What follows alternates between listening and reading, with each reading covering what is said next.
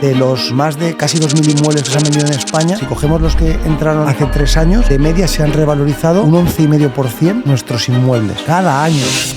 Vamos a hablar de inversión y más en concreto de inversión inmobiliaria. Y para tratar este tema vamos a hablar con Jaime Gil. Bienvenido. Hay mucha gente que tiene la necesidad de compartir una vivienda y lo que antes era una cosa de chavales y demás, a día de hoy es muy habitual. Se reprocha que la vivienda se haya convertido en un activo, que estemos pensando siquiera en invertir en vivienda cuando la vivienda debería ser un bien para estar en él y residir en él, fuera de la lógica de mercado. Habrán países que no será un buen sitio para invertir. Para nosotros, por ejemplo, Indonesia, un país que crece en población, se va a convertir en una gran potencia mundial. En una isla que es Bali, consideramos por data que va a seguir creciendo. Llevamos ya 10 proyectos construidos. El apalancamiento es clave para poder escalar a nivel patrimonial. Nadie que tenga un buen sueldo de 3 o 4 mil euros, que es un buen sueldo, solo con lo que él ahorra y lo va invirtiendo cada año en inmuebles y demás, si no se apalanca, no va a escalar el patrimonio. Yo no tengo ninguna duda de que cada vez vamos a ir pagando más impuestos. Pues por las casas que tenemos alquiladas, también vamos a pagar más impuestos.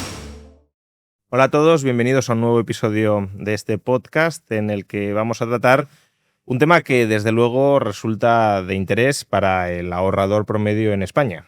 Vamos a hablar de inversión y más en concreto de inversión inmobiliaria, de cómo la inversión inmobiliaria puede encajar en la planificación financiera a largo plazo de aquellas personas que quieran construir un patrimonio personal decente que les asegure un futuro financiero holgado o al menos sin demasiadas estrecheces. Y para tratar este tema vamos a hablar con Jaime Gil. Bienvenido. Jaime es CEO en España de PropHero, una aplicación que justamente ayuda y acompaña en ese proceso de inversión inmobiliaria. Bienvenido, Jaime. ¿Qué tal, Ramón? Muchas gracias. Bueno, es un placer tenerte aquí. Empecemos por lo más básico. Muchas veces se critica, se reprocha que la vivienda se haya convertido en un activo, en una mercancía. Que estemos pensando siquiera en invertir en vivienda cuando la vivienda debería ser un bien para estar en él y residir en él, fuera de la lógica de mercado. ¿Por qué crees que tiene sentido que la vivienda sea un activo y qué valor aporta a la sociedad, digámoslo así, el inversor inmobiliario? Yo creo que el inversor inmobiliario sobre todo lo que facilita es que hayan más viviendas en el parque. El problema para mí, bueno, el problema que hay hoy con la vivienda es que hay una falta de stock en las ubicaciones donde la mayoría de gente quiere vivir. Y el inversor lo que va es a acelerar la puesta a disposición de más viviendas. Y yo creo que eso es indiscutible, es un principio de economía, oferta y demanda, y lo que tenemos que ayudar es que hayan más viviendas en el mercado. Y nuestra propuesta de valor y la de cualquier inversor es poner viviendas en las ubicaciones donde hay demanda. Y creo que ahí está la clave. Porque muchas veces se piensa que el stock de vivienda como que está dado y que no puede ampliarse y que por tanto solo queda repartir las fichas de las unidades que existe, pero la inversión inmobiliaria contribuye primero a aumentar viviendas que antes no existían y luego viviendas que sí existen pero que dejan de ser habitables o que pierden habitabilidad, renovarlas y mantenerlas en funcionamiento. Sobre todo lo que vemos es que hay unos flujos migratorios en el cual la cantidad de personas que viven en cada ubicación va cambiando. Este país está recibiendo medio millón de personas cada año y esas personas van a vivir a las mismas ubicaciones todas, que es donde hay empleo, donde hay trabajo, donde hay comunicaciones. Pero es que después a nivel interno también una migración dentro del país y las personas se mueven hacia los mismos sitios, con lo cual la presión de demanda que hay en esas ubicaciones es altísima y realmente es un drama para poder comprarte una vivienda para vivir o encontrar una vivienda para alquilar en algunos puntos y en algunas ubicaciones de España, con lo cual creo que es imprescindible que se genere vivienda y cualquiera que tenga ganas y disposición de hacerlo, sea público o privado, creo que hay que aplaudirle y ayudarle y poner los recursos también y la velocidad para que esto pase lo más rápido posible, porque el problema no va a remitir en esas ubicaciones, va a seguir tensionándose y hay que poner vivienda lo más rápido posible. Vivienda o soluciones habitacionales. Hablaremos de eso si quieres. Sí, por supuesto.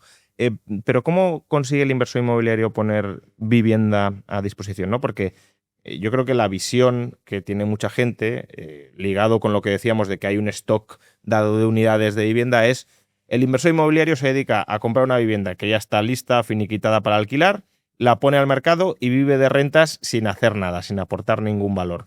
Pero ¿de qué manera, por tanto, el inversor inmobiliario consigue crear más viviendas?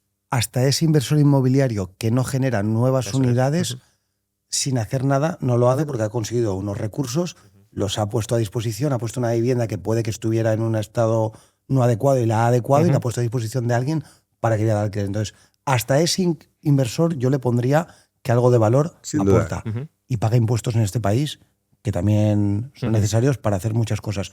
Pero sobre todo hay muchas maneras de poner nuevas viviendas en el mercado.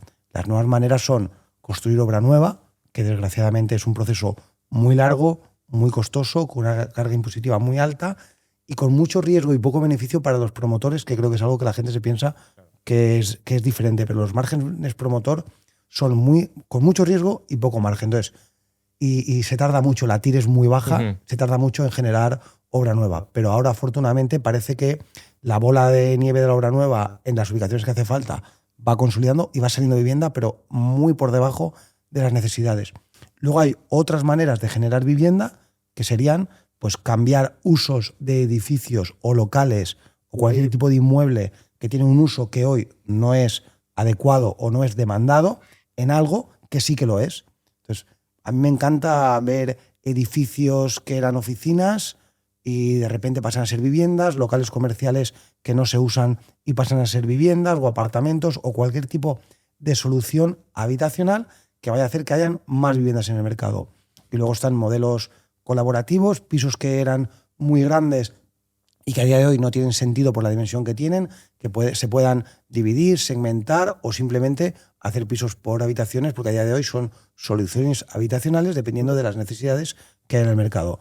Y luego están los nuevos modelos, casi todos son terciarios, para hacer co-livings, flex livings, seniors livings, de suelos terciarios que no tienen ningún uso en ubicaciones que no se van a utilizar para nada, y creo que son soluciones habitacionales que también pueden ayudar a que hayan más camas en una ciudad y no solo viviendas. Que se habla siempre de viviendas y a mí me gusta más hablar de camas, porque realmente van a haber una residencia de estudiantes, un co-living o un flex living o cosas que va a hacer que la gente pueda vivir y no ocupe la vivienda para poder reducir la tensión que hay en ese tipo de unidades, que es las que busca todo el mundo en las mismas ubicaciones. Redirigir la demanda hacia otros lados, ¿no? Sí, porque has tocado dos temas que son muy explicativos de la crisis de vivienda que tenemos, ¿no? Uno, los flujos migratorios internos y externos que hacen que se incremente la demanda de vivienda y la oferta queda muy rezagada.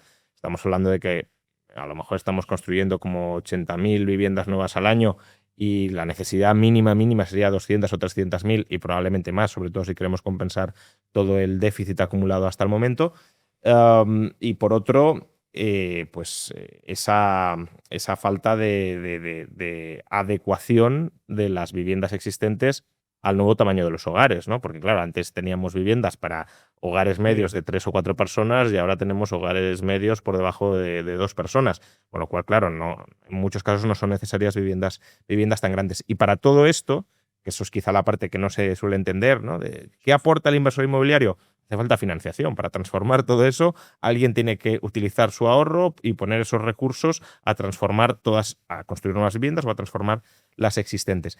Sin embargo, en este punto yo creo que también existe un mito, ¿no? De cara al pequeño ahorrador, que es la inversión inmobiliaria necesariamente es una inversión para muy grandes patrimonios porque el capital mínimo necesario para meterte en este mercado es muy alto. No es como en la bolsa, que pues, tienes acciones de 1 euro, 10 euros o 100 euros, sino que aquí pues, ya tienes que entrar en grandes mercados con 300.000, 400.000, 500.000 para empezar, ¿no? ¿Eso es así o realmente el ahorrador, tampoco voy a decir el que tenga 5.000 euros ahorrados en el banco, claro, pero el ahorrador mediano puede acceder en un mercado tan tensionado y con precios tan altos y crecientes como en España a la propiedad inmobiliaria, a la inversión inmobiliaria?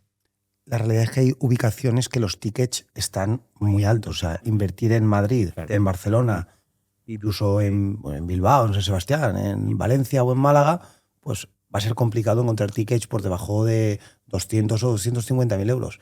Pero nosotros tenemos una frase que decimos: el chorizo de tu pueblo no es el mejor. Es decir, donde tú vives no va a ser el mejor sitio para invertir, igual que no vas a comprar acciones de la bolsa de las empresas de tu comunidad autónoma o de tu ciudad. Vas a comprar aquellas que le veas que tienen un potencial, que tiene sentido por lo que está pasando. Entonces, de alguna manera, van a haber muchas ubicaciones en España donde por 70, 80 mil euros vas a poder comprarte un inmueble, con una inversión total de a lo mejor 100.000 euros o 110.000, y creo que estos son cifras que con apalancamiento, obviamente, con financiación, que tiene todo el sentido del mundo, es un producto adecuado para pedir una hipoteca, y con 25, 30, 35.000 euros vas a poder empezar a hacer inversión inmobiliaria y vas a empezar a crecer tu patrimonio. Entonces, me parece que son cifras 25, 30, 35.000 que no todo el mundo las tiene, pero el que quiera tener el foco en hacerlo va a poder tener un plan para llegar a esas cifras y poder ser un inversor inmobiliario o tener cierto patrimonio y poder alquilarlo y tener unos ahorrillos ahí. Pongamos un poco el foco en esas cifras, ¿no? Estamos hablando de, por lo que has dicho, de que la inversión promedio en mercados no tan sumamente tensionados como los de las grandes capitales ronda los 100.000 euros, piso, llave en mano. O sea, yo te diría que en las ubicaciones que son recomendables para invertir, que son poblaciones que reciben población, que no son provincias que pierden población y demás, yo te diría que con entre 80 y 90.000 euros te puedes comprar un inmueble con un poquito de CAPEX, de reforma, costes y demás. Entre 100 y 130 puedas poder invertir en un porcentaje muy elevado. ¿Y esos son cifras que vosotros habitualmente manejáis en ProGiro? Sí, claro. O sea, nosotros la inversión media de nuestros clientes está sobre 110.000 euros aproximadamente. Claro, porque ha subido, estábamos por debajo de 100 al principio, pero y ahora estamos precios, a lo mejor claro, sí. 15 o 20.000 euros. Pero bueno, vamos sacando nuevas zonas, vamos sacando nuevos modelos de inversión.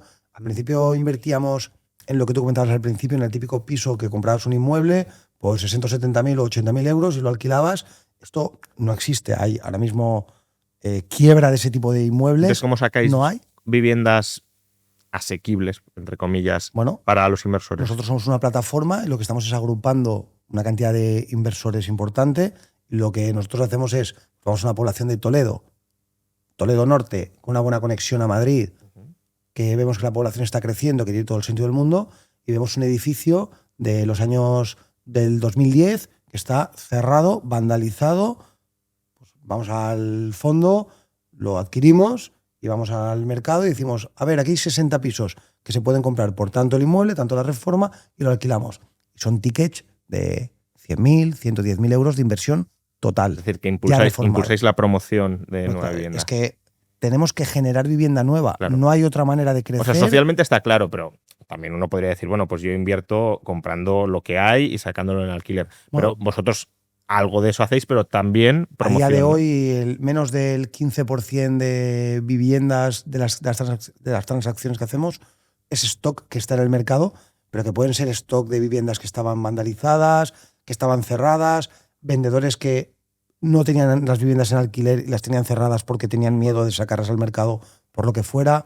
Es decir, generamos más del 80% de las viviendas que hacemos son nuevas, que las generamos o de cambios de uso o de finalizaciones de estructuras que quedaron en el boom inmobiliario o WIPs que quedaron o que se ocuparon. O sea, cualquier tipo de producto que no estaba a disposición hoy, y normalmente nos está permitiendo escalar el que, como tenemos mucha demanda, vamos a cosas donde el público en general no puede ir. Yo cuando vamos a un inmueble y hay muchos compradores, digo, ya vamos tarde, deberíamos haber llegado antes, y nuestro modelo de datos nos tiene que permitir llegar los primeros a esas ubicaciones.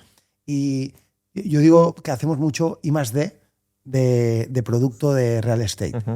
Entonces, de alguna manera, pero que tampoco inventamos mucho, ¿eh? Luego te preguntaré por cómo seleccionáis más en concreto, ¿no? Pero por focalizarnos, porque, a ver, claro, yo creo que muchas personas que nos estarán viendo tienen el conocimiento o la mentalidad o la percepción del mercado inmobiliario pues de donde residen, que suelen ser grandes capitales, y claro, hablar de que es posible adquirir un inmueble, además nuevo. No estamos hablando de un piso que se esté derruyendo. Del 2010, finalizado ahora con... Sí, digo, pero con la reforma y todo, sí. Por 110.000, 120.000 euros, entiendo que a muchos oyentes les sonará como ciencia ficción, de esto hace 10 años a lo mejor podía ser, hoy desde luego no. Entonces, esa cifra la tenemos, es decir, vosotros sistemáticamente estáis sacando a la venta ese tipo, para el inversor inmobiliario, ese tipo de inmuebles.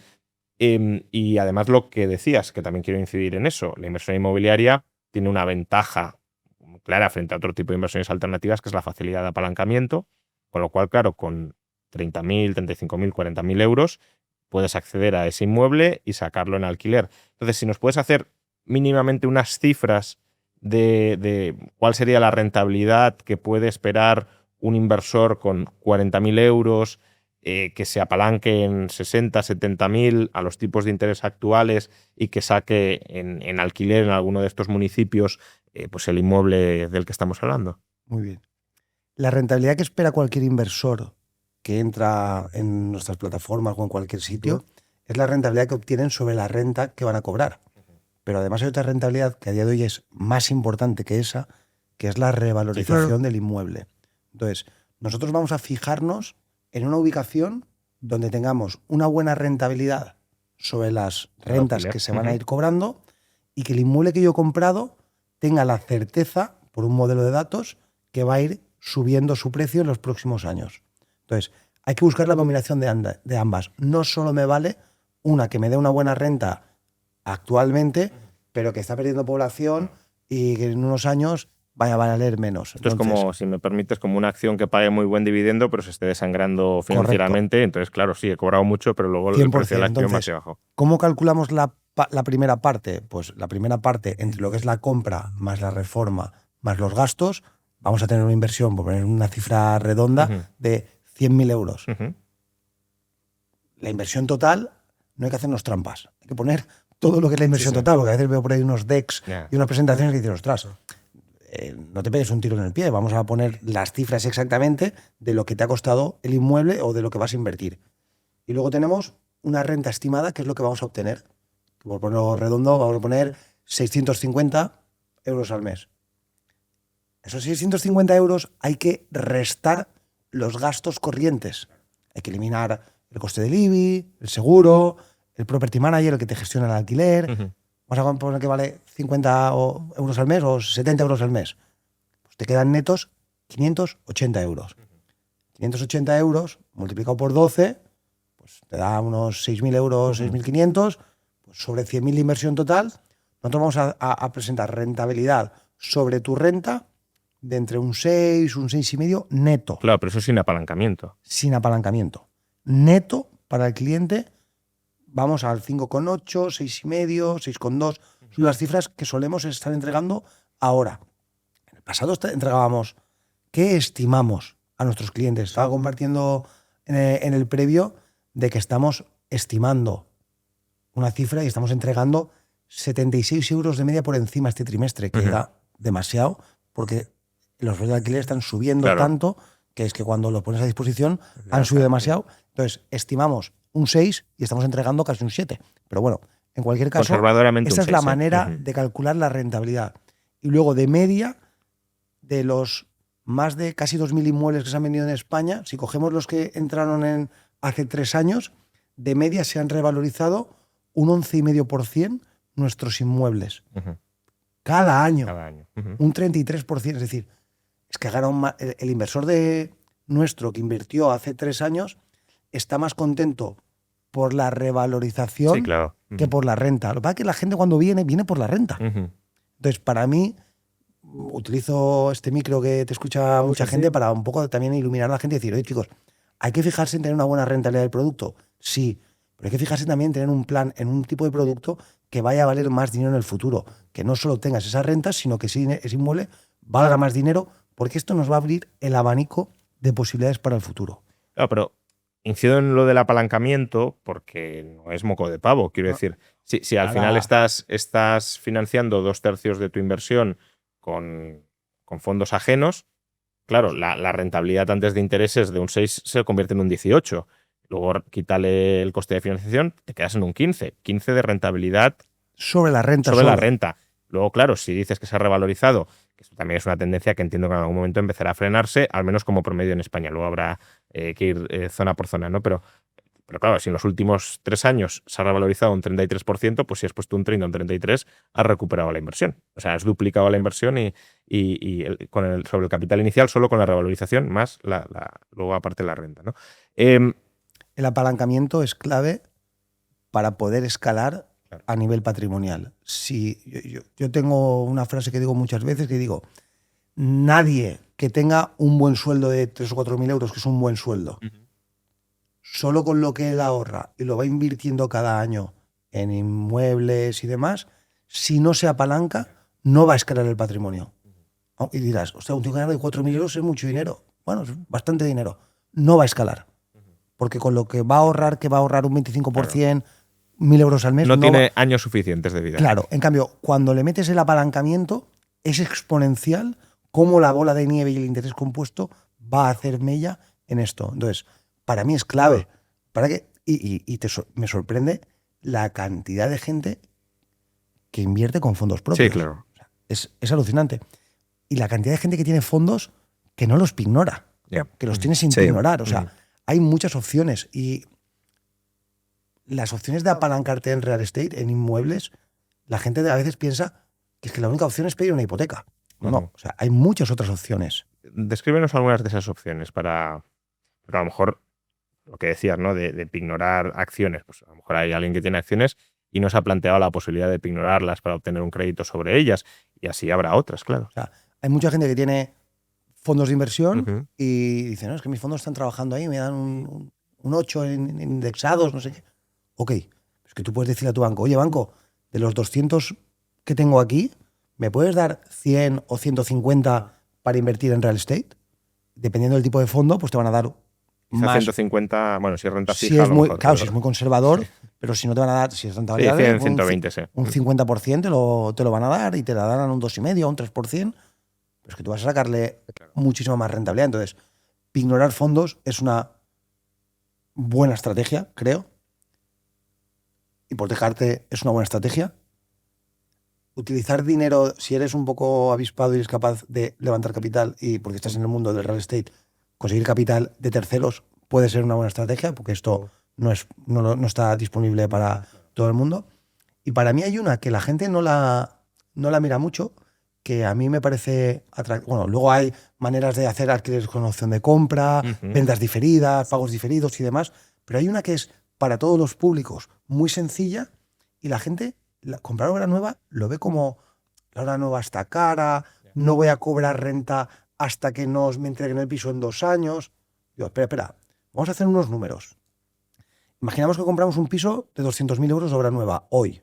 Voy y a un promotor le reservo un piso de 200.000 euros. Me va a pedir el 20% entre la entrada y las cuotas, tal, 40.000 euros. Imaginemos que ponemos 40.000 euros hoy, dentro de 2 años me van a entregar una vivienda. De media, de una vivienda que se reserva sobre suelo al precio que te la entregan, se han revalorizado un 20%. De media. Pero no un 20% sobre los 40.000 que tú has puesto. Claro, sobre el total, claro. Entonces, ¿con quién te estás apalancando? Con el promotor. El promotor tiene un préstamo promotor y tú con únicamente 40.000 euros estás disfrutando de una revalorización de 200.000. Es que has recuperado el 100% de tu inversión. Entonces, es una rentabilidad del 100%. Entonces, creo que es un modelo que no es muy habitual el pensar en cómo me apalanco y encima no consumes sirve. Porque estás apalancándote en el promotor. Entonces, obviamente, obra nueva es un precio, está caro, la construcción vale dinero, tengo 2 años que no tengo retorno del capital que he puesto de esos 40 y demás, pero me parece, yo de hecho es una de las estrategias que hoy estoy desarrollando a nivel personal porque creo que me resulta interesante. ¿No crees que mucha gente puede tener un, hasta cierto punto, justificado miedo de que muchas de estas estrategias de rentabilización tan explosivas como las que estamos comentando dependen de que la vivienda siga subiendo de precio y, claro, con la memoria cada vez menos reciente, pero todavía está ahí, del fortísimo pinchazo y destrucción y devastación inmobiliaria que hubo en España, pues tengan ese miedo de, vale, yo me apalanco con el promotor en el sentido de pongo la entrada y luego ya pondré el resto del precio Y claro, si sube el precio de la vivienda nueva, pues fantástico, pero si empieza a caer, se me vuelve en contra el apalancamiento. O si ignoro fondos y las acciones o los fondos de inversión se mantienen altos, fantástico, pero como haya un pinchazo y tenga que aportar nuevo capital, si no lo tengo, me liquidan con pérdidas y no puedo a lo mejor incluso completar la inversión inmobiliaria. ¿En qué sentido crees que la situación actual es distinta de la de 2007-2008? ¿Y por qué, sin poderlo descartar nunca, obviamente al 100%, pero por qué crees que es bastante menos probable que se produzca un pinchazo del mercado inmobiliario en estos momentos? Puede haber un pinchazo, que no creo que lo haya, y luego puede haber una reducción del precio de la vivienda progresivo sin necesidad de que sea un pinchazo y que se vaya devaluando. El primero creo que no va a suceder porque creo que el nivel de endeudamiento de las propiedades que hay, de la gente que compra propiedades con endeudamiento, se han hecho las cosas mucho mejor que se hicieron en los años anteriores. A día de hoy, un promotor, para contener un préstamo promotor, suda sangre, sudor y lágrimas. O sea, es que si no tienes antecedentes como promotor, si no tienes vendido ya un porcentaje, si no tienes experiencia... O sea, sí, no aparte el coste es muy caro. No lo sacas. Sí, sí. O sea, entonces, los promotores a día de hoy están muy profesionalizados. De hecho, hay muy pocas promotoras pequeñas. El 90% de las viviendas las hacen las grandes promotoras y empresas como la nuestra, con lo cual está muy profesionalizado el sector en ese aspecto y el nivel de endeudamiento creo que es bastante sano porque además las viviendas se han revalorizado y las hipotecas que tiene la gente cada día es de menor importe sobre lo que vale el inmueble. Esto es una parte, con lo cual yo no descarto 100%, pero descarto en una probabilidad muy elevada de que haya un pinchazo tipo burbuja, no, porque creo que no lo hay. Y aparte no para venir más gente a pedir, con lo cual la demanda está consolidada. Y aquí haría el matiz de la demanda está garantizada o asegurada o demás en no todos los sitios. Entonces, cuando el mercado se gire, que un día se va a girar, seguro, no, o sea, porque históricamente esto es cíclico, y un momento el mercado se girará, pasará lo siguiente, que habrá unas zonas más alejadas de los núcleos urbanos, más alejadas de las zonas industriales, donde no haya trabajo y demás, y serán las que caerán. Entonces, si tú me dices que quieres invertir en una población que a día de hoy tiene una buena rentabilidad, pero es que está cayendo la población, pues te diría, cuando se gira el mercado, eso va a caer, pero 100%. Entonces, lo comentaba antes, la fábrica de Land Rover estaba en Linares y la quitaron. Pues googlear y mirar qué pasa con la tasa de paro y con el precio de la vivienda. O sea, es que lo tenéis ahí a mano. En cambio, si nos vamos a lo opuesto y decimos, ¿qué está pasando en el puerto de Sagunto y en Sagunto y en todo alrededor? Pues que van a poner una fábrica de baterías, Mercadona va a poner su centro logístico, Arroz Daxa, Inditex, y van a generar allí 12.000 habitantes. Y viven 80.000 personas en el puerto de Sagunto y Sagunto. Entonces, ¿qué va a pasar allí? No ha abierto todavía. El precio está aquí arriba ya, pero aún no ha abierto. Entonces, pues cuando abra, va a ir más gente a vivir y va a haber una demanda, creo que consolidada, que va a mantener aunque el mercado se gire. Entonces, para mí es clave estar invirtiendo en zonas donde haya un subyacente que mañana pues respete o mantenga. Si gira el mercado, en vez de tener una rentabilidad de un 8, pues tendrás un 6, ok, pero no de un 2. Claro. O no tendrás tu vivienda vacía.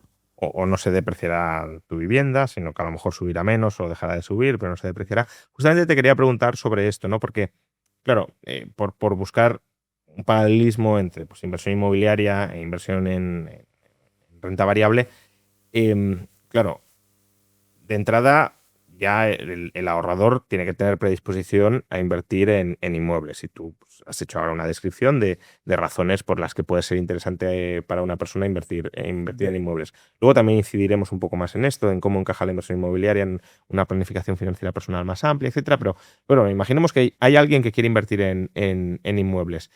Pero claro, no basta el deseo de invertir, tienes que tener los conocimientos para poder seleccionar inmuebles que, como dices, pues vayan a tener una cierta estabilidad en el rendimiento, en su valor.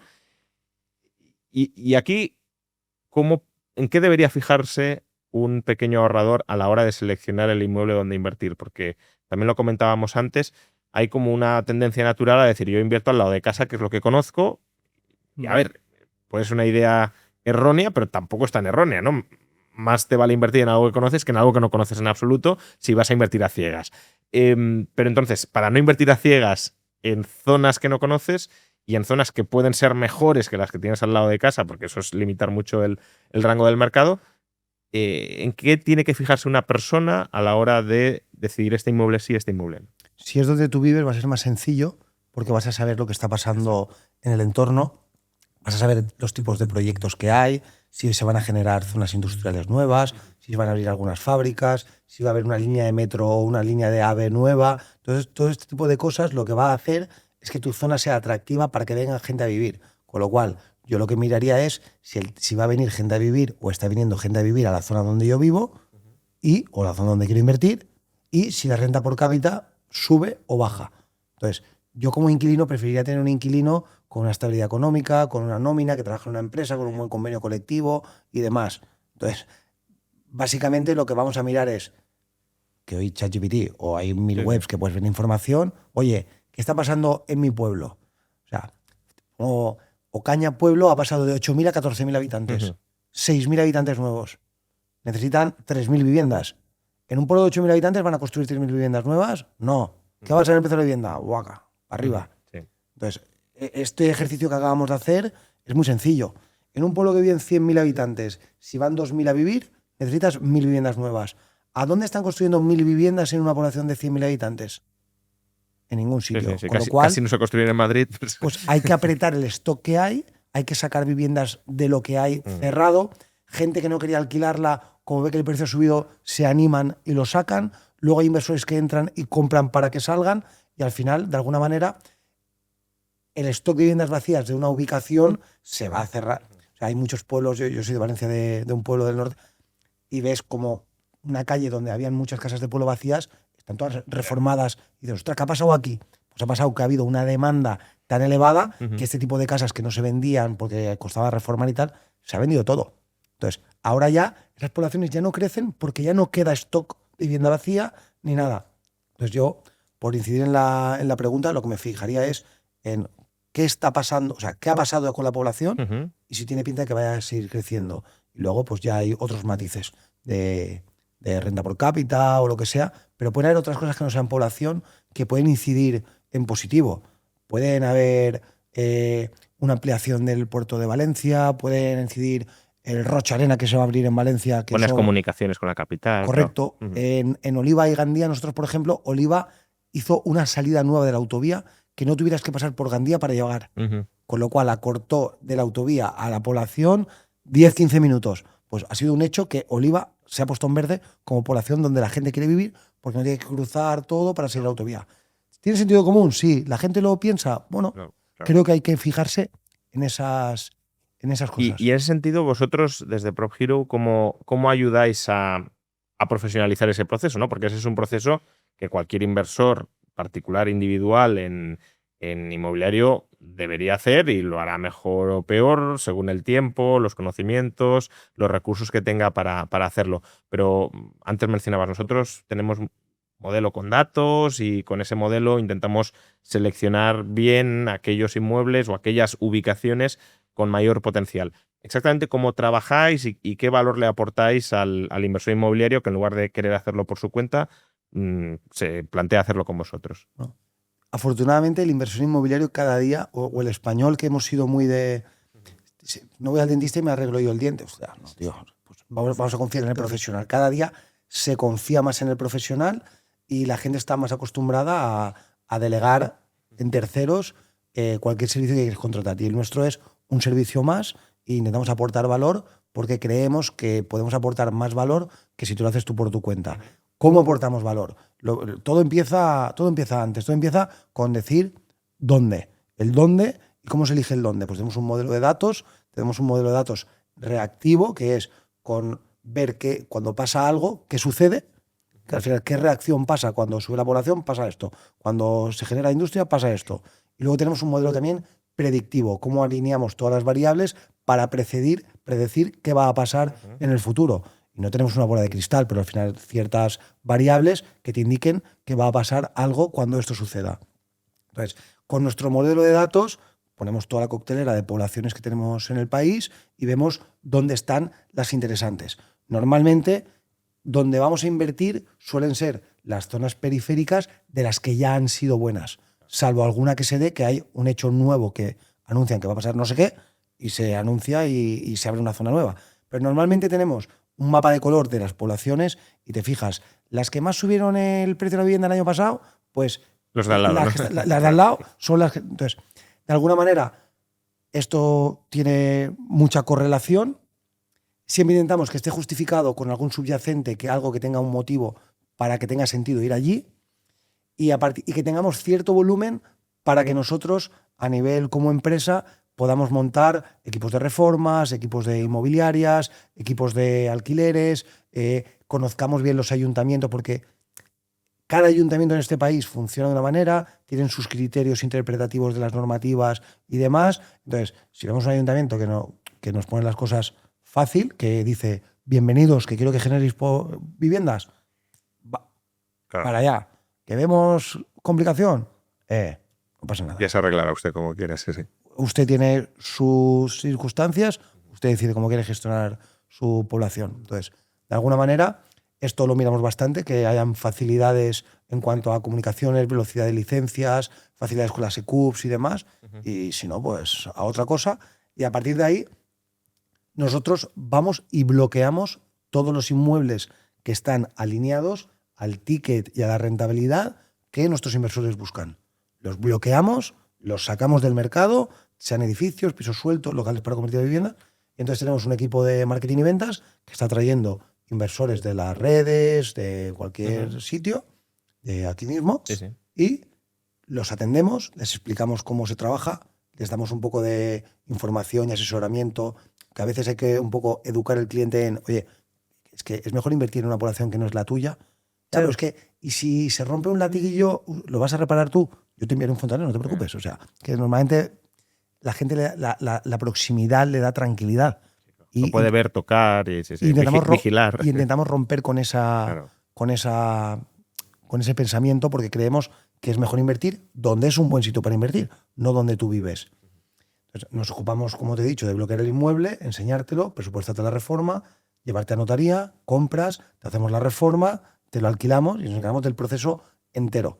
Entonces, de alguna manera, el proceso es, tú quieres invertir, entra a mi plataforma, pagas un importe para ya ser un cliente mío y a partir de ahí te empezamos a enseñar inmuebles que estén alineados con tu estrategia de inversión, con tu ticket y demás. Es un poco el procedimiento entero. ¿Y cuál es?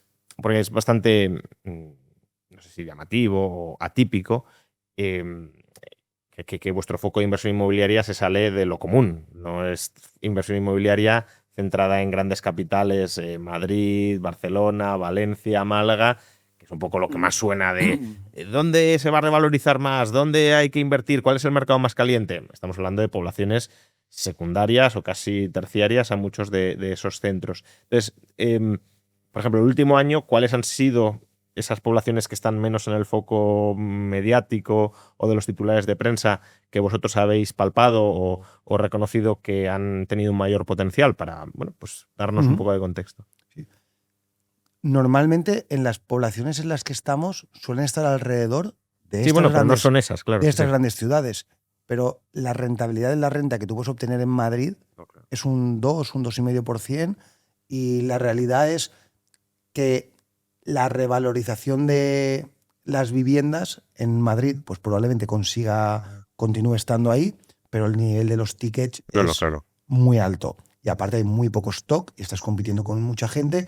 Y yo cuando compites con mucha gente para comprar algo, pues es que no lo vas a comprar barato, aunque luego el mercado siga subiendo y lo que quieras. Pero al final nosotros estamos decidiendo estar alrededor de esas ciudades, en ubicaciones donde tenemos buenas comunicaciones a esos epicentros, a las zonas industriales, y para nosotros, a día de hoy, si tú coges el mapa de España y pones, enséñame un mapa de España pintado por colores donde crece la población, y verás como todo el Levante hasta Almería, pues crece, Málaga crece, Jerez, Granada, Madrid, Toledo Norte, Zaragoza, y estamos en esas ubicaciones, y luego en el norte hay alguna, pero en el País Vasco los tickets son muy altos, en Cataluña por nivel regulatorio no hemos entrado y son en las ubicaciones que estamos. Entonces, ¿en qué poblaciones?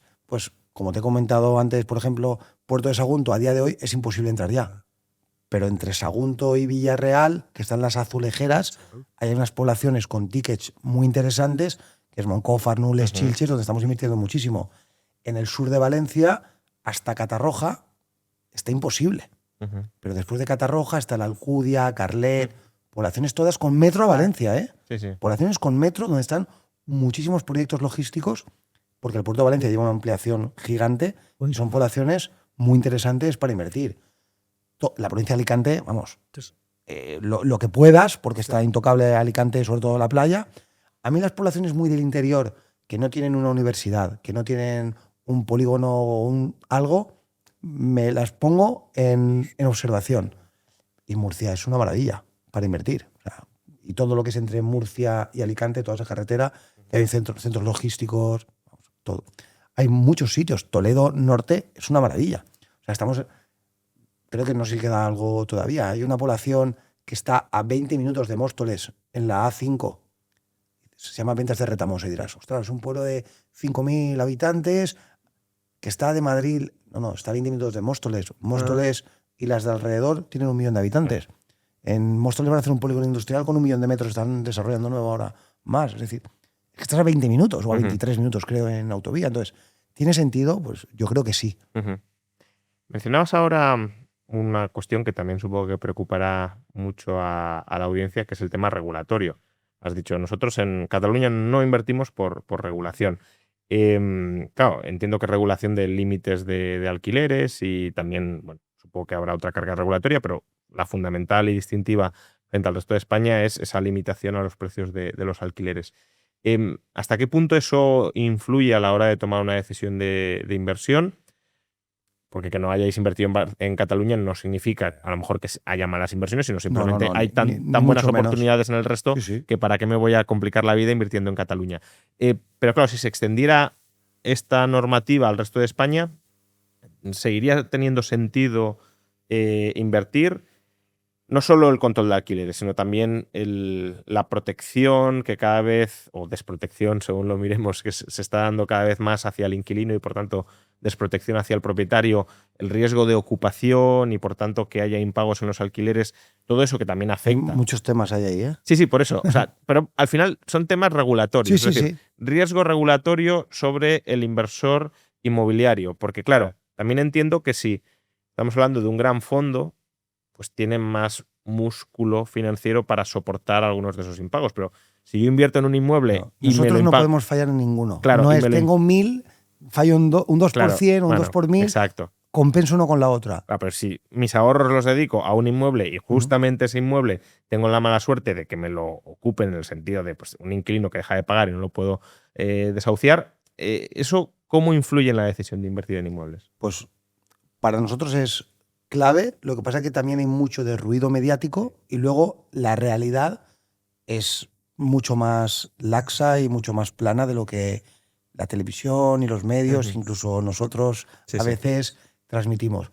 La ocupación para mí es un problema mediático, pero que no tiene relevancia. Nosotros en 2.000 inmuebles nos han ocupado una vez y resolvimos el problema, con lo cual la tasa de ocupación me parece... Claro, pero si hablamos de ocupación no como usurpación de vivienda, sino pues, tengo un inquilino y deja de pagar y no lo puedo... Hemos pasado de hace 3-4 años que el porcentaje de propietarios que tenían un piso alquilado y no tenían seguro de impago era del 50%, y hoy en día, vamos, te diría que más del 95% de gente que tiene un piso alquiler pone el seguro de impago y al final, pues no estás 100% cubierto de todos los aspectos, pero ya para nosotros la morosidad en nuestros inmuebles es muy, muy, muy baja. O sea, es prácticamente inexistente.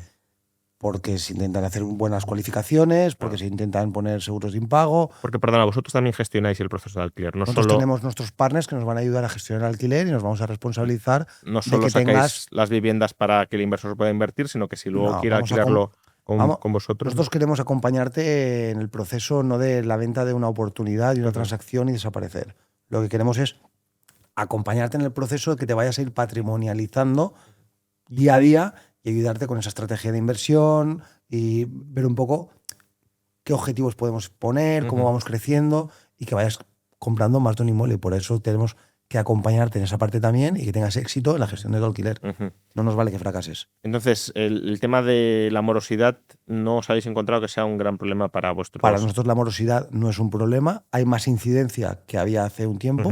Y sí que es cierto que a nivel regulatorio, cuando hay morosidad, es más complejo y según qué circunstancias, porque hay circunstancias más complicadas, donde hay una protección muy elevada, donde es más complejo. Pero para nosotros no es un tema determinante. Para nosotros el tema regulatorio, las cosas que nos pueden preocupar, pues son como por ejemplo las limitaciones de alquiler. Esto era un tema que estaba encima de la mesa hace unos años. Hoy en día de esto no habla nadie, porque la probabilidad de que esto pase creo que es muy baja, porque el resultado va a ser malo. Si alguien no lo digo yo, va a ser malo.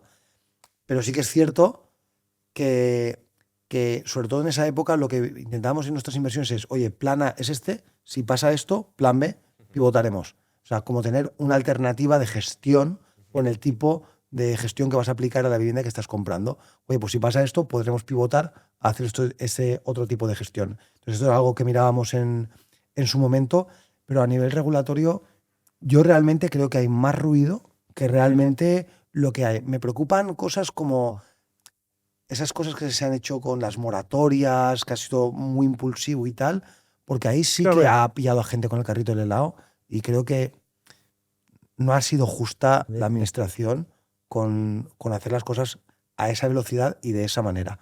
Pero, en cualquier caso, creo que también el nivel de impacto en la cantidad de patrimonialistas que pueden haber es ínfimo. Y mirando a largo plazo, ¿no ves amenazas regulatorias potencialmente importantes? Porque de la misma manera que hay que plantearse, pues, ¿esta población va a crecer o no va a crecer? ¿Va a tener más empleo o no va a tener más empleo? También hay que prever el riesgo regulatorio, ¿no? ¿Qué puede llegar a pasar en este país con un problema tan candente como el de la vivienda y potencialmente con políticos con discursos demagogos que digan, vamos a solucionarlo por una vía mala, pero que sea efectista en el discurso y que al final termine perjudicando a todos? ¿Ves alguna amenaza regulatoria en ciernes que te preocupe o...? Yo creo que mucho ruido y pocas nueces. Creo que no se van a implantar cosas que vayan a ser limitantes. Creo que además la administración es consciente del problema y que van a estar proactivos a hacer cosas, no seguramente a la velocidad que se necesite, pero yo honestamente creo que el político está preocupado por el problema de la vivienda y que quiere ayudar a solucionarlo. Lo que pasa es que la velocidad a la que se pueden solventar las cosas es complejo porque la administración es lenta. Es lenta. Y mover las cosas y cambiarlas no es sencilla y los recursos son limitados y los riesgos que se pueden asumir desde la administración son limitados también. Entonces, yo creo que la administración cada día va a ver el promotor, el desarrollador con mejores ojos y vamos a tener que implantar soluciones sí o sí. Yo donde creo que tenemos que poner un poco la vista, y aquí también es una cosa que me apetece compartir, es tenemos una pirámide de población que necesariamente la carga impositiva va a subir. O sea, yo no tengo ninguna duda de que cada vez vamos a ir pagando más impuestos. Pues por las casas que tenemos alquiladas también vamos a pagar más impuestos. Y a día de hoy hay una reducción en el alquiler que yo creo que esa la van a eliminar progresivamente. Ya la han bajado, la exención parcial de las rentas que obtienes de un alquiler. Entonces creo que hay gente que toma decisiones estratégicas por la fiscalidad de hoy que creo que en el futuro van a tener, y esto lo repito varias veces porque escucho mucha gente que dice, no, ya tengo 3 o 4 pisillos, pero los pongo a mi nombre porque tengo esta exención. Pues bueno, yo creo que ahí va a ser un problema y si te pilla con 4 pisillos más las rentas que tú tienes del trabajo y esto te quita la reducción...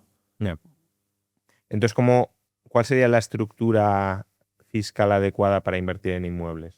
Bueno, la adecuada es dependiendo de cada persona, uno, claro. del tipo de inmuebles que tengas, del tipo de gestión que tienes, del horizonte temporal, del riesgo que quieras asumir.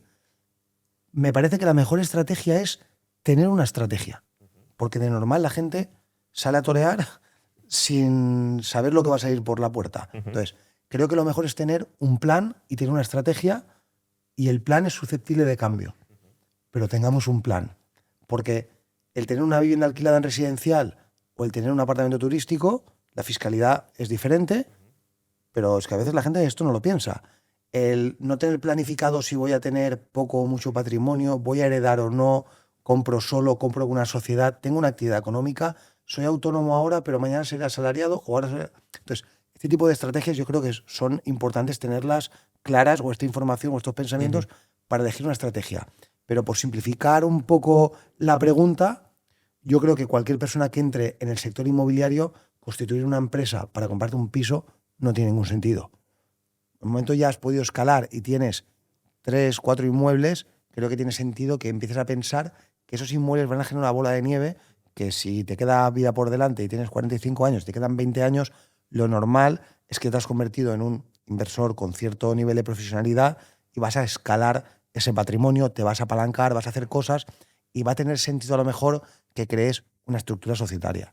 Para mí la estructura societaria ideal es tener una sociedad arriba holding, el tener tu actividad económica, tu negocio a un lado, bajo un lado, y bajo al otro lado tener los inmuebles ahí. Que esos inmuebles se conviertan en una actividad económica para tener toda esa parte de ventajas fiscales, y para mí eso sería la que yo he hecho para mí y la que yo, cuando tengo algún empresario o alguien que tiene un negocio propio, les recomiendo que hay que ir trabajando hacia una estructura de estas características. Y luego, pues hay gente que, mira, es que yo soy un asalariado, tengo un inmueble, pues o sea, ni te pienses en montar una sociedad. Soy un asalariado, pero tengo patrimonio. Pues habrá que estudiar exactamente qué quieres hacer con el patrimonio. A mí me gusta incluso pensar en el relevo generacional, cómo luego voy a transmitir esto a mis hijos. Claro. Ese tipo de cosas yo creo que hay que pensarlas. ¿Verdad? Que somos muy poco... No queremos pensar en ese momento, eso está claro.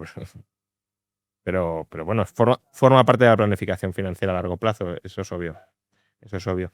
Mencionabas que no ves como un gran riesgo el regulatorio, pero es verdad que la regulación sí que ya está incentivando como una traslación de oferta de vivienda residencial a oferta de alquiler de temporada, alquiler por habitaciones, que están fuera del foco regulatorio. ¿Hasta qué punto esto va a seguir creciendo? ¿Hasta qué punto tiene sentido invertir, en lugar de sacar un piso entero en alquiler, pues invertir en habitaciones o en otras modalidades que hemos mencionado antes? ¿Vosotros también canalizáis inversión hacia ahí? ¿Cómo está esa parte del mercado? La cantidad de gente que va a vivir a cada ubicación es mayor que el número de viviendas que se van generando, con lo cual el número de personas que viven por vivienda se va incrementando necesariamente. Por lo tanto, y el suelo que hay disponible y la altura que nos permiten construir está limitada. Altura y, o sea, a lo ancho y a lo alto. Sí. Hay limitación en las ubicaciones donde hay mucha demanda. Con lo cual, necesariamente, o sea, esto ya no pasa solo en las grandes ciudades, ¿eh? En los pueblos de Horta Norte, en Valencia, donde yo vivo, era impensable encontrarte un piso por habitaciones que vivieran 3 personas allí. Pero es que no hay ni un piso en alquiler en los 12 o 14 pueblos de Horta Norte. Es que no hay 2, 3 y a unos precios disparatados. Entonces hay mucha gente que tiene la necesidad de compartir una vivienda, y lo que antes era una cosa de chavales y demás, estudiantes, a día de hoy es muy habitual.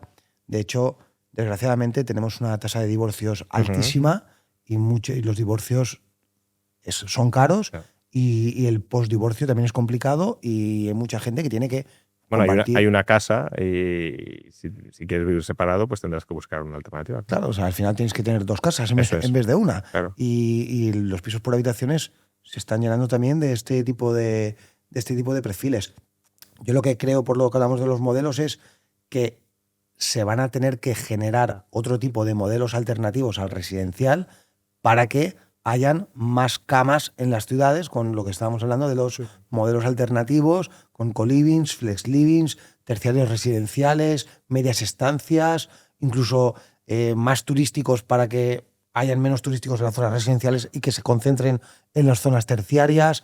Aunque yo creo que esto no es algo que realmente tenga un gran impacto para lo que mediáticamente ha supuesto, por dar mi opinión aquí en esta parte también. Entonces, yo creo que vamos a generar más camas como sea, porque es que la tensión es muy elevada. ¿Y cómo se puede invertir en estos otros modelos menos tradicionales? Bueno, los modelos menos tradicionales de obra nueva, de flex living, co-livings y demás, y terciarios, esto solo existe en Madrid y en Barcelona, hasta que ProGiro ha empezado a poner fichitas, por ejemplo, en Valencia, que ya estamos poniendo. O sea, por ponerte un ejemplo de la ubicación. Valterna, un suelo para hacer 82 viviendas terciarias, enfrente del Palacio de Congresos, enfrente del tranvía, al lado de la Feria de Muestras, al lado del aeropuerto, enfrente de la Televisión Valenciana, enfrente de la Universidad de Valencia en el campus de Burjasot.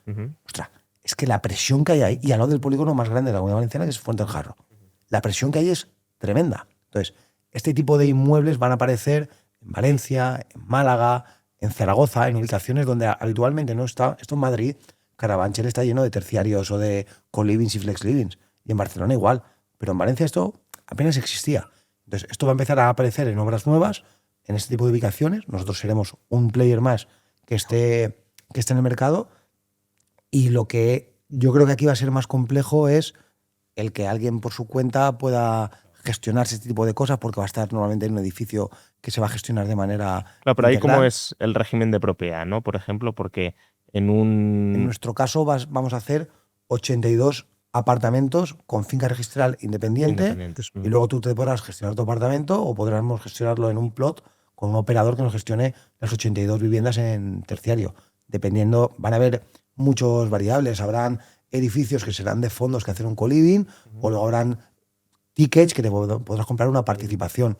Nosotros lo hemos intentado hacer de manera para que el ahorrador de ticket de 100, 150 pueda comprar y se pueda apalancar, porque si no estás segregado no te vas a poder apalancar. Claro. Lo malo del crowdfunding y este tipo de inversiones colaborativas es que normalmente no puedes pedir financiación utilizando el bien como garantía. Hipotecar el bien, básicamente. Claro. ¿Y cuál es la diferencia de rentabilidad que podemos esperar entre el alquiler tradicional, que has dicho que solo por renta, dejando de lado la regularización, solo por renta puede estar en torno al 6% en municipios bien escogidos, porque si te vas a Madrid es mucho menos, con estos nuevos modelos de gestión? Yo te diría así como no, por marcar rentabilidades generalizadas, yo creo que un residencial al 6 neto es un buen residencial. Luego están los pisos táctiles por habitaciones que te autogestiones tú, que a lo mejor te puedes ir a un 10 o a un 11 y que te gestione un operador y te vas a ir a un 8,5, 9. Eso serían cifras. Y luego ese tipo de terciarios, lo normal es que estés entre el 7,5, 8,5% normalmente. Seguramente van a haber puntos en el cual hayas entrado el primero y que se vaya para arriba y enseguida entrarán más. Claro. Pero lo normal, yo creo que tenemos que estar un par de puntos por encima.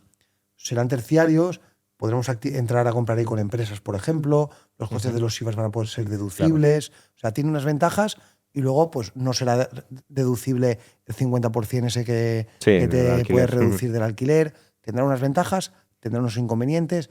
Para apalancarte un terciario te darán un 60 o un 70, el 80 será más complejo. Tendrá unas ventajas, unos inconvenientes, pero yo creo que en la diversidad está la riqueza también, el que haya no solo en tu patrimonio, que puedas entrar de manera diversificado en diferentes tipos de inmuebles. Yo no entiendo ese que compra todo en un sitio y todo un tipo de inmueble. Claro. Entonces, dirás, hombre, especialización, digo, ok. Sí, pero si luego van mal las cosas, está claro. Pero yo creo que el equilibrio entre especialización y diversificación está lo adecuado. Y diversificación también geográfica, ¿no? Porque vosotros... Nacional y internacional. Claro, vosotros no solo ofrecéis distintas modalidades de inversión inmobiliaria, sino también permitís la inversión fuera de España. ¿En qué países puede uno invertir en el mercado inmobiliario a través de ProGiro? A través de ProGiro puedes invertir en Australia, puedes invertir en Indonesia, en España y en Irlanda de momento. Y esperamos abrir nuevas plazas en breve, que hacemos tanto villas como hoteles en Indonesia, hacemos co-livings en Irlanda y en breve ya tendremos el que puedas invertir en pisos sueltos. Y en España hacemos pues, todo lo que hemos ido comentando.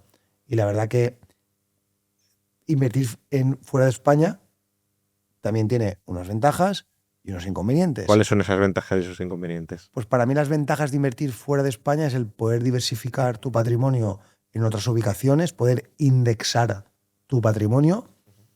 el tener más puntos más puntos de data de referencia, en el cual a través de la data puedes ver oportunidades de inversión que a lo mejor en tu país Claro, pues ya no quedan. están. O sea, habrán países que no será un buen sitio para invertir. No solo España es un país muy diverso que siempre tiene muchos nichos para poder hacer, pero habrán países que no será interesante para invertir en real estate y será interesante invertir en otras ubicaciones. Entonces, para nosotros, por ejemplo, Indonesia, que es un país que crece en población, que se va a convertir en una gran potencia mundial, hay una isla que es Bali, que no para de crecer su PIB, su economía, y consideramos por data que va a seguir creciendo. Llevamos ya 10 proyectos construidos en Bali, en Indonesia.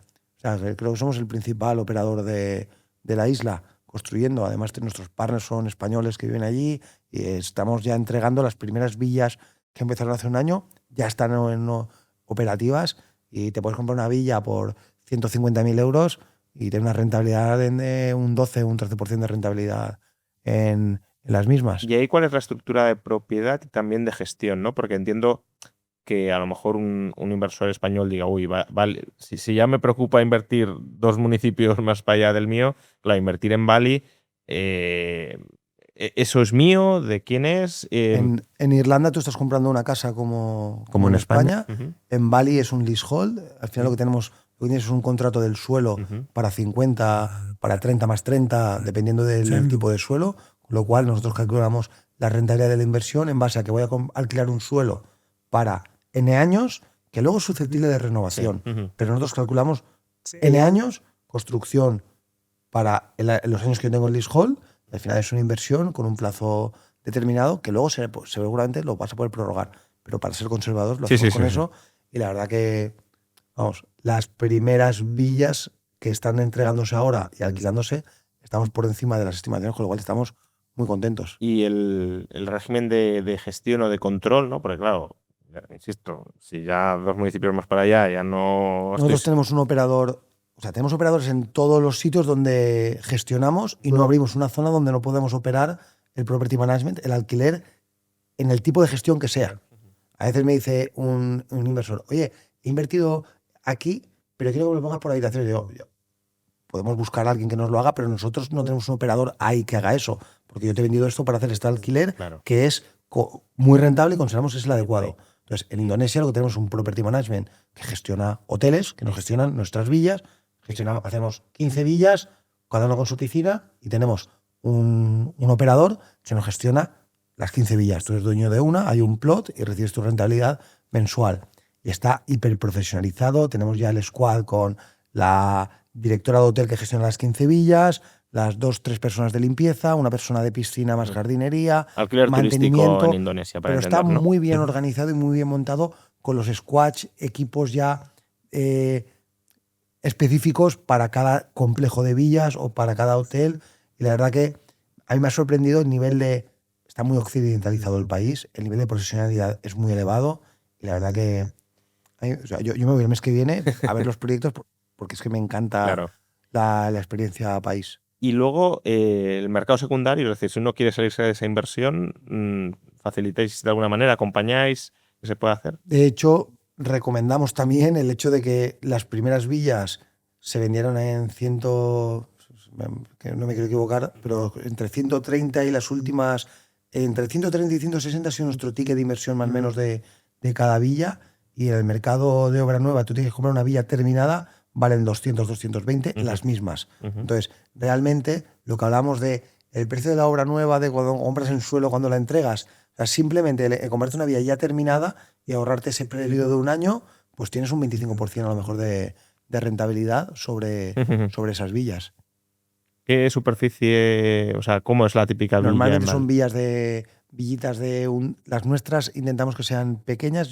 Creemos que el modelo de explotación de esta manera es más rentable. Aparte, bajamos el ticket para que no sean... Claro. Hay villas de 500.000 euros, no es nuestro ticket. Nuestras villas son de 160.000, son villas de 45 o 50 metros, con una terracita, con una piscinita individual, cada una que tienen, con su zona de aparcamiento en la puerta, que allí normalmente el viajero va en moto, con una zona para aparcar. O sea, en un complejo con varias villas, pues te prestan servicios, si quieres motos, si quieres cosas, para poder facilitar al turista y de alguna manera el turista es tu cliente, es tu inquilino. Es tu ¿Y huésped. tiene estacionalidad la inversión? O sea, el turismo... En Bali es bastante regular, hay una parte de temporada de lluvias, pero es un país con muchísimos habitantes, hay muchísimo turismo. Parece que el turista de Bali son europeos y australianos, Sí. ¿no? O sea, el turismo local de Indonesia También es que viven claro.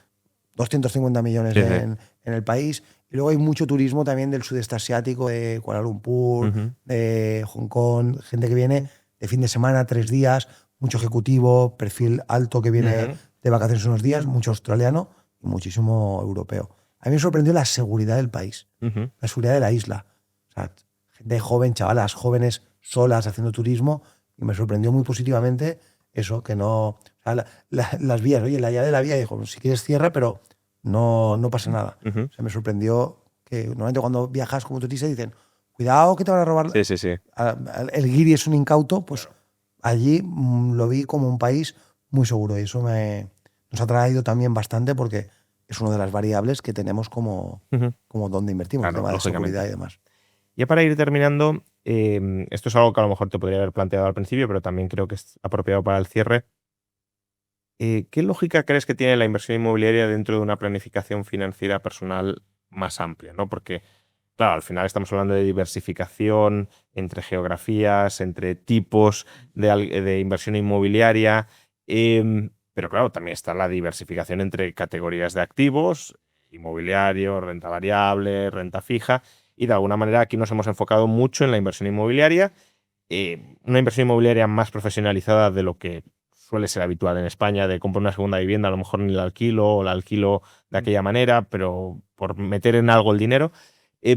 Pero ¿por qué en inmuebles y no, por ejemplo, bueno, me dirás, en todo, pero ¿por qué consideras que el inmueble puede ser algo más interesante o algo más atractivo que los bonos, que las acciones? ¿Qué ventajas le aporta a una persona, sobre todo cuando ya estamos hablando de invertir, pues no sé, en un inmueble en Indonesia? Que no es que digas, es que el inmueble lo toca. No, ese no lo vas probablemente a tocar, a palpar mucho. ¿Por qué inmuebles y no otros tipos de activos? Para mí no es una cosa y no la Sí. otra. Yo creo que, de hecho, yo no les recomendaría a ninguno de nuestros clientes que todos sus ahorros los invirtiera en real estate. No se los recomendaría. Sí que me parece que la inversión inmobiliaria lo que permite, como hemos hablado antes, es apalancarte. Es un tipo de inversión que a largo plazo pues vas a mantener tu subyacente, eres el propietario, y de alguna manera a largo plazo históricamente se ha apreciado, ha incrementado el valor de tus activos. Como hemos dicho, te puedes apalancar y de alguna manera puedes también tener unos ingresos recurrentes sobre esos activos que tienen. Entonces, todo esto te lo ofrecen muy pocos tipos de inversión, por no decir ninguna. Entonces, yo no invertiría nunca todo en real estate. Creo que lo ideal es estar diversificado, pero creo que estos atributos de la inversión inmobiliaria pues ayudan muchísimo. Y luego, haciendo referencia a la pregunta del principio de cómo de importante es la estrategia, yo siempre le digo a los clientes y a los amigos, digo, ¿pero tú qué quieres ser? ¿Tú qué quieres ser de mayor? Dice, mira, tengo 60 años y yo soy mayor. Bueno, ¿qué quieres? ¿Hacia dónde quieres navegar? ¿Hacia dónde quieres dirigirte? Creo que estas preguntas hay que hacérselas sobre todo para conocerse a uno mismo. A veces la inversión ideal es la que a uno más le acopla por sus inquietudes, sus expectativas, hacia dónde quiere ir y cuál es su coyuntura del momento, y la que prevemos que va a ser la del futuro. Porque si la del futuro cambia mucho, la estrategia va a ir cambiándola. Si hoy ganas 10 y mañana ganas 30, pues la estrategia va cambiando o viceversa. O a veces las experiencias te hacen ser más arriesgado o más conservador según va evolucionando tu vida. Entonces, para mí tiene todo el sentido del mundo que estés en la fase que estés, fase si ganas muy poquito o ganas mucho, que tengas definido una pequeña estrategia o un borrador de hacia dónde me quiero dirigir, no solo por en qué momento constituiré una sociedad o no, en qué tipo, cuánto quiero destinar a ahorrar en fondos indexados, en cripto, cuánto quiero invertir en real estate. ¿Me voy a comprar una casa para vivir con mi familia? No quiero vivir nunca en propiedad. Tengo un tipo de trabajo nómada que cada día estoy en un sitio. Soy de un pueblo y voy a vivir aquí toda la vida. Pues todas estas preguntas, es alucino que la gente a veces nos las hacemos. Y creo que tenemos que autopreguntarnos qué queremos ser de mayor, qué plan de vida tenemos, y ver si nuestras inversiones están alineadas con el tipo de vida que queremos llevar. Entonces, un poco Te pongo un ejemplo, soy del sector inmobiliario, tengo inmobiliarias, y una vez me compré un adosado, un señor que tenía un hijo que iba en silla de ruedas. Y voy a poner un montacargas para subir y bajar. Y dije, ya, pero cómprese un piso grande, con un ascensor. Entonces, y al final le convencí, pero es que no me cabía en la cabeza. Entonces, dime cuál es tu estilo de vida y compra o invierte o haz cosas en función de cómo vayas a tener una planificación. Entonces, creo que son preguntas básicas que hay que hacerse, y conocerse a uno mismo. Y por remarcarlo ya como punto final, si uno pues dice, oye, mira, yo quiero invertir en inmobiliario y a través de PropHero, pues voy a probarlo, ¿no? Voy a informarme o creo que me puede aportar cierta profesionalización, que es lo que me falta a mí. Yo a lo mejor tengo la financiación, pero no tengo el conocimiento o no tengo la experiencia. ¿Cómo se mete en PropHero? ¿Qué hace dentro de la aplicación? ¿Qué le hacéis vosotros? ¿Cuánto le acompañáis? ¿Cuántos pasos, cuántas etapas son? ¿Cuál es la duración del proceso? Nosotros tenemos un link que aparecerá y le haremos un descuento a los que vengan de este podcast de 500 euros. En el link, o cualquiera de nuestras publis siempre lleva un link para venir, y nosotros te vamos a invitar a un webinar o a una conversación con alguien de nuestro equipo para explicarte lo que hacemos y cómo lo hacemos. Donde cada persona que está en el mundo que quiere comprar tiene un problema por el que no ha comprado. O no encuentran propiedades, que nosotros te las vamos a dar, o le da miedo ponerse a reformar algo, que yo te lo voy a reformar, o le da miedo el alquiler porque no sabe saber gestionarlo, que yo te lo voy a hacer. Entonces, vamos a ir cubriendo todo el proceso, como hemos dicho, pero básicamente el proceso es, métete en nuestra plataforma, te lo explicamos, hazte cliente nuestro pagando la primera cuota, y a partir de ahí te voy a ir enseñando propiedades ya con un presupuesto de reforma, con unos timings, con una rentabilidad. ¿Cuántas propiedades gestionáis mensualmente o sacáis? Vendemos unas 160, esperamos vender 165, creo que está presupuestado para el mes de septiembre. Probablemente tenemos un equipo de scouters que están en la calle hablando con inmobiliarias, con promotores, con bancos, con fondos, trayendo propiedades. Tenemos propiedades que ya están alquiladas, propiedades que hay que reformar, propiedades que hay que hacer un cambio de uso, propiedades de obra nueva. O sea, que es un volumen grande, vamos. Sí, se scoutea un montón de propiedades y a partir de ahí entran las mejores, y tras una conversación con PropHero, pues tenemos claro un ticket. Hay gente que te dice, oye, ¿tú qué zonas me recomiendas? Pues bueno, depende de tu estrategia, depende de lo que quieras. Hay gente que quiere una zona ya más consolidada, hay gente que quiere una zona que tenga, oye, pues yo quiero que mi piso se revalorice. Bueno, pues los que más se revalorizan son en las nuevas zonas que vamos abriendo, no en las zonas que ya están muy consolidadas, muy cerca de la ciudad. Ya hay una campana de Gauss en la revalorización de un inmueble. Entonces, la que ya ha pasado mucho, una misma zona no va a ser buena muchos años seguidos. Obviamente. Entonces, obviamente, la que ha sido muy buena muchos años, pues luego ya se va devaluando, y normalmente son las que están un poquito más lejos del epicentro. La que está, o sea, Alcobendas era bueno o Móstoles era bueno hace 5 años, hoy hay que ir un poco más lejos, básicamente. Entonces, pues le enseñamos la propiedad y te dice, oye, esta me gusta. Se firma un contrato de arras, te acompañamos con la financiación con nuestros partners si quieres, te preparamos la notaría, hacemos todo el proceso, compras el inmueble, te reformamos el inmueble completo, salimos en alquiler y a por otro inmueble, por el siguiente. Bueno, pues es un poco el plan. Pero ahora mismo la propuesta de valor más grande, yo creo que por lo que más nos busca la gente, es porque llevan meses y meses y no encuentran ninguna propiedad, y al final dicen, hay gente incluso que dice, es que me he hecho un curso y me apetecía hacérmelo, pero es que no encuentro. Y digo, pues bueno, vas a poner en práctica tu curso al lado nuestro, y luego la gente se da cuenta que somos demasiado baratos para todo lo que incluye el servicio, y somos rentables por escalabilidad, porque tenemos muchos procesos y somos grandes. Pero realmente lo que se cobra por hacer todos los servicios es irrisorio para el valor que aporta, sobre todo porque es que cualquiera que te encuentres tú por tu cuenta vas a tener que pagar también unos honorarios de inmobiliaria, lo que sea. Entonces, realmente ahí se aporta bastante valor, sobre todo en la selección de la oportunidad, en una ubicación donde la data te dice que es bueno, y un poco también en iluminarte nuevos pensamientos que a lo mejor tú no habías pensado en decir, ostras, pues esto tiene sentido, que si van no sé cuántos puestos de trabajo en esta ubicación, que invierta ahí, tiene sentido. Bueno, pues esperemos que esta entrevista haya servido también para iluminar o para abrir nuevos horizontes de inversión a aquellas personas que pueden tener ahorros más o menos ociosos y que quieran destinar al menos una parte de ellos a inversiones que quizá no se habían planteado hasta la fecha. Muchas gracias, Jaime, por este tiempo y mucha suerte con ProHero. Gracias. Un placer y hasta la próxima con el siguiente podcast. Muchas gracias por acompañarnos.